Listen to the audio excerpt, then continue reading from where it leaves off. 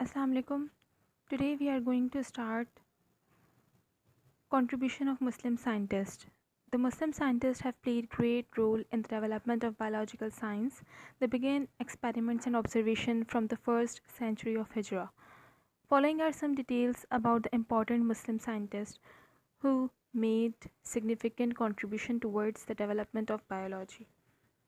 Basically बहुत सारे ऐसे मुस्लिम साइंटिस्ट थे जिन्होंने बायोलॉजी की फ़ील्ड में बहुत ज़्यादा काम सर अंजाम दिया है। उनमें से कुछ यहाँ पर हैं जिन्होंने एक्सपेरिमेंट्स किए डिफरेंट और बहुत सारी इन्वेंशंस डिस्कवरीज़ की। सबसे पहले हैं Jabir bin Hayyan 722 to 817 AD. He was born in Iran. He worked in the field of chemistry, but he also wrote a number of books on plants and animals. Al-Nabatat and Al-Hayawan are his two famous books on plants and animals respectively. Basically Jabir bin Hayyan ये Iran में पैदा हुए और इन्होंने बहुत सारा काम sir अंजाम दिया केमिस्ट्री में, लेकिन इन्होंने बहुत सारी बुक्स भी लिखी प्लांट्स पे और एनिमल्स पे। अल-नबातात इनकी बुक है जो कि प्लांट्स से रिलेटेड है और अल-हयावान इनकी बुक है जो कि एनिमल्स से रिलेटेड है। सेकंड है Abdul Malik आसमाई 741 to 828 AD. He was a great zoologist and wrote many books on animals like Al-Fil on horse, Al-Ibil on camels, Al-Shat on sheep, Al-Wahush on wild animals, and Khalqul Insan on different parts of human body and their functions. Abdul Malik Asmai ने भी बहुत सारी books लिखी और ये एक famous zoologist थे और इनका जो बुक्स हैं इनकी बुक्स एक हॉर्स पर है, एक कैमल पर है, एक शीप पर और दूसरे वाइल्ड एनिमल्स पर जिसका नाम अल-वहूश है, और खल्कुल इंसान जो कि डिफरेंट पार्ट्स ह्यूमन बॉडी जो कि एक इंसानी बॉडी के डिफरेंट पार्ट्स को डिस्क्राइब करे, उनके फंक्शंस को डिस्क्राइब करे, उससे रिलेटेड भी इन्होंने एक बुक लिखी जिसका नाम था खल्कुल इंसान। नंबर थर्ड है अबू अली सीना 980 to 1037 AD. He was the greatest of all the Muslim scientists and considered as the founder of medicine. ये सबसे ज़्यादा ग्रेटेस्ट थे मुस्लिम साइंटिस्ट में और ये कंसिडर किए जाते हैं फाउंडर ऑफ मेडिसिन, मतलब मेडिसिन इन्होंने ही बनाई first time. He is called as Avicenna in the west. इन्हें एविसीना के नाम से जाना जाता है वेस्ट में। He identified many diseases like tuberculosis, meningitis and other such inflammations. इन्होंने बहुत सारे डिज़ीज़ को डिस्कस किया, जैसे कि ट्यूबरकुलोसिस एक डिज़ीज़ है फेमस, उसे डिस्कस किया और भी दूसरी जितनी भी इन्फ्लेमेशंस हैं उन्हें डिस्कस किया। He also work in the field of mathematics, astronomy, physics, palaeontology and music. और इसके साथ साथ सिर्फ एक बायोलॉजी में नहीं बल्कि मैथमेटिक्स की फील्ड में भी उन्होंने बहुत वर्क किया, एस्ट्रोनॉमी की फील्ड में भी, फ़िज़िक्स की फील्ड में भी, पैलेंटोलॉजी में भी और म्यूज़िक में भी। He wrote book like all कानून एंड फिल तिब अल शिफा। और इन्होंने दो फेमस बुक्स भी लिखी हैं जिनका नाम था अल कानून और दूसरी थी फिल तिब अल शिफा। तो ये बात हो गई कंट्रीब्यूशन की, मुस्लिम साइंटिस्ट ने किस तरीके से काम सर अंजाम दिया बायोलॉजी में। देन हम डिस्कस करेंगे the level of organisation. The levels of organisation in living world are based on chemical foundation. All the living organisms are made up of cell, and the protoplasm of cell is the physical as well as chemical basis of life. These levels are as follows. अब level of organisation जो एक human being है या एक living body हम कह सकते हैं, तो वो बेस करती है एक केमिकल फाउंडेशन पे। बेसिकली एक केमिकल फाउंडेशन है, उसके बाद ही ह्यूमन बॉडी बनी, ह्यूमन के बहुत सारे ऑर्गेनल्स बने। लेकिन जितने भी लिविंग ऑर्गेनिजम्स हैं उनकी बॉडी बेस्ड करती है एक सेल पर, एक नहीं बहुत सारे सेल्स पर, लेकिन हम ये बात कह सकते हैं कि एक सेल से ही आगे डिवीज़न हुई और बहुत सारे सेल्स बने, फिर टिश्यूज़ बने। तो सेल से ही बॉडी बनी, पूरी कंपोज्ड हुई, तो से सेल एक बेसिक यूनिट है और हम ये कह सकते हैं कि ये केमिकल कंपोजिशन है। तो अब हम देखेंगे लेवल ऑफ ऑर्गेनाइजेशन, मींस के स्टार्ट से लेके हम बड़े लेवल की तरफ जाएंगे। सबसे पहला लेवल है हमारे पास atomic level of organization. All the matter is made up of elements which is composed of atom. Each atom is made up of subatomic particles such as electron, proton and neutron. Basically जितने भी matter है वो बना हुआ है element से, और elements जो कि कंपोज हुए हैं एटम से, और एटम के जो मेजर पार्ट्स हैं वो है इलेक्ट्रॉन्स, प्रोटॉन एंड न्यूट्रॉन। इन्हें हम सब एटॉमिक पार्टिकल्स भी कह सकते हैं क्योंकि ये एटम के अंदर प्रेजेंट होते हैं।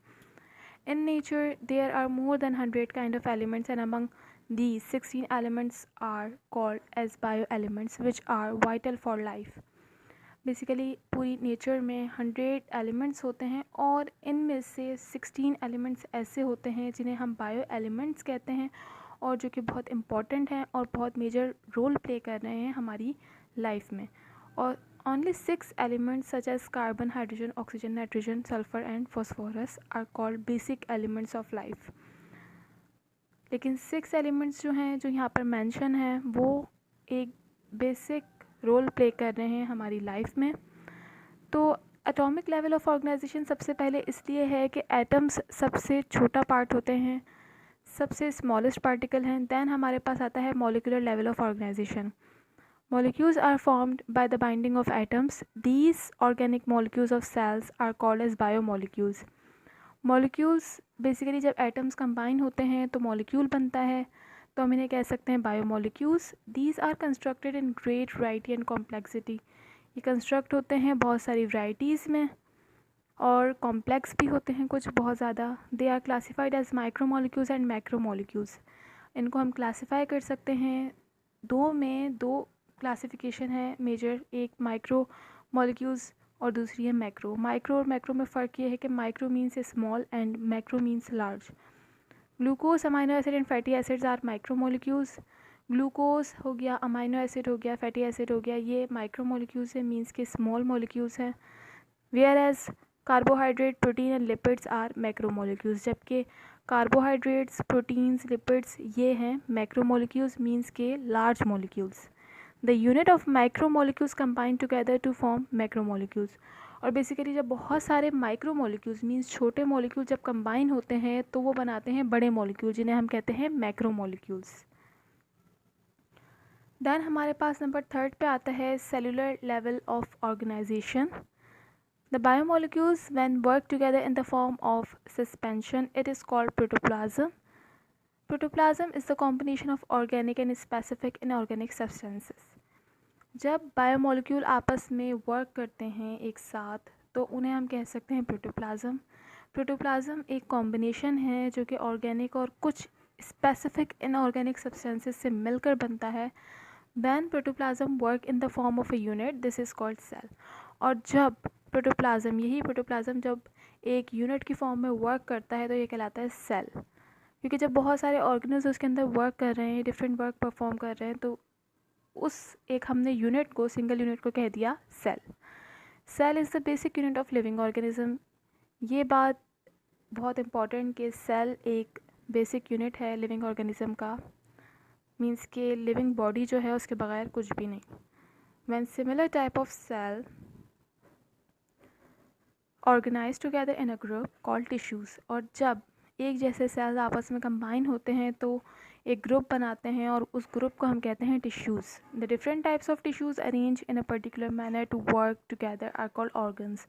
और यही टिश्यूज़ जब आपस में कंबाइन होते हैं तो वो बनाते हैं organs. Organs are of different types, work in a coordinated manner to form a function is called organ system. और यही ऑर्गन्स आपस में एक दूसरे की कोऑर्डिनेशन से वर्क परफॉर्म कर रहे होते हैं डिफरेंट, तो इन्हें हम कहते हैं organ system. When different organ systems function in a coordination and as a unit, they form a body or multicellular organism. और इसी तरीके से जब हम देखते हैं कि organ system different work perform कर रहे हैं तो एक मल्टी सेलुलर ऑर्गेनिज्म बनता है, और हम कह सकते हैं कि एक मल्टी सेलुलर ऑर्गेनिज्म है जिसके पास ये सारे फंक्शंस परफॉर्म हो रहे हैं। नंबर 4 हमारे पास है taxonomic level. There is another level of organisation which is related with living organism. ये एक और लेवल है जो कि लिविंग ऑर्गेनिज्म से रिलेटेड है। The species is the smallest unit of taxonomic level of organisation which includes morphologically similar living organism which interbreed and produce fertile offspring. और इस लेवल में स्पीशीज़ सबसे स्मॉलेस्ट यूनिट है, जैसे कि सेलुलर ऑर्गेनाइजेशन में हमारे पास सेल सबसे स्मॉलेस्ट यूनिट था, तो टैक्सोनॉमिक लेवल में हमारे पास स्पीशीज़ सबसे स्मॉलेस्ट यूनिट है।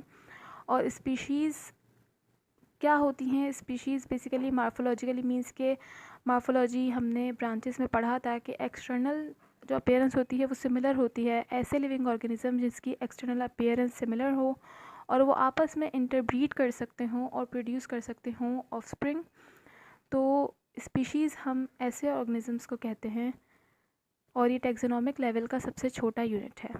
देन हमारे पास नंबर 5 पे आता है population level. All the member of a species living in a specific habitat are called population. जितने भी मेंबर्स हैं एक सेम स्पीशीज़ के, वो अगर एक स्पेसिफिक हैबिटेट में रह रहे हैं तो हम उन्हें कहते हैं पॉपुलेशन।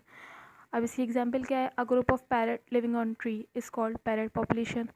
पैरट की यहाँ पर एग्जांपल है कि अगर एक ग्रुप है पैरट्स का, वो एक दरख्त पे रहता है, तो हम उसे कहेंगे parrot population.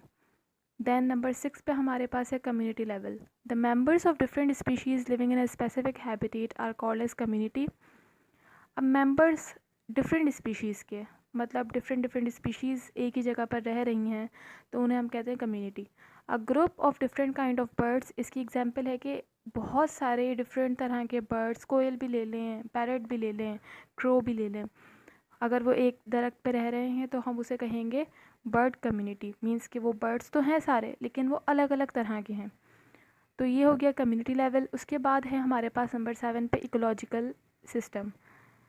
Communities always depends upon their non-living environment in a reciprocal interaction for the survival. Communities कहीं ना कहीं तरीके से अपने नॉन लिविंग इन्वायरमेंट पे डिपेंड करती हैं और उनका इंट्रैक्शन लाजमी होता है अपने सर्वाइवल के लिए।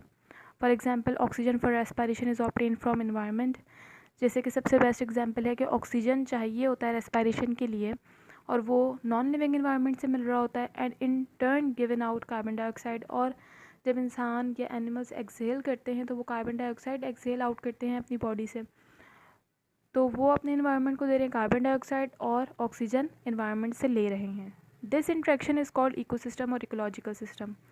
ये सिस्टम और ये इंट्रैक्शन कहलाता है इकोसिस्टम और हम इसे कह सकते हैं इकोलॉजिकल सिस्टम। देन नंबर 8 हमारे पास है biosphere level. The part of earth where life exist is called biosphere. It consist of different kinds of ecosystems.